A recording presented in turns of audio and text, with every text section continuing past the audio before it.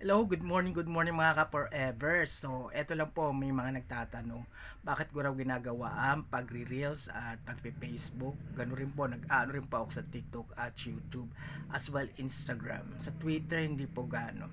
Anyway, ginagawa ko po to para una libangan po, and to be honest is to earn an extra income. Sa YouTube, sumasahod na po ako. Nakasahod na po ako. And dito sa Facebook program bago pa magkaroon ng Meta is, ayan, nakaano na rin ako, naka-earn na rin po ako ng extra points, nakabili ako ng mga ibang bagay. Pero ngayon naman dito sa tatalakayan ko is about sa ginagawa natin ngayon sa pagre-reels, long video, o kung ano pa man yung nasa tools na natin.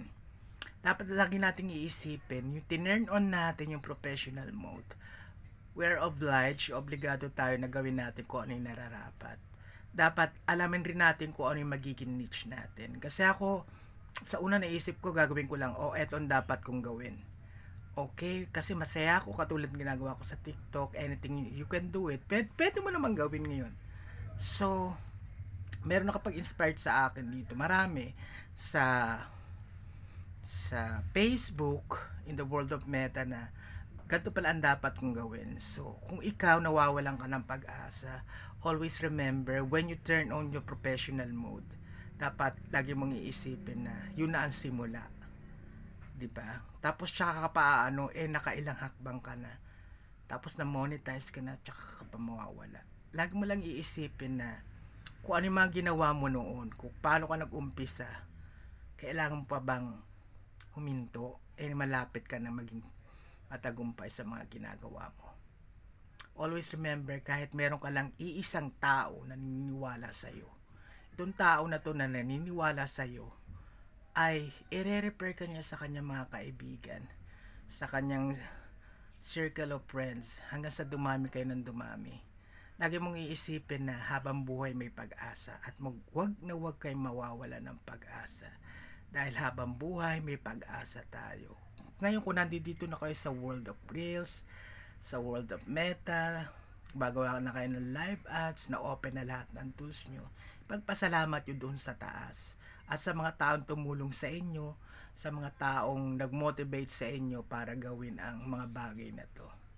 At higit sa lahat, doon sa taas, huwag nyo kakalimutan magpasalamat. Kasi, kundi dahil sa Kanya, hindi naman natin matatanggap ang blessings eh. Napunta ka rito sa Facebook, nagdasal ka, di ba?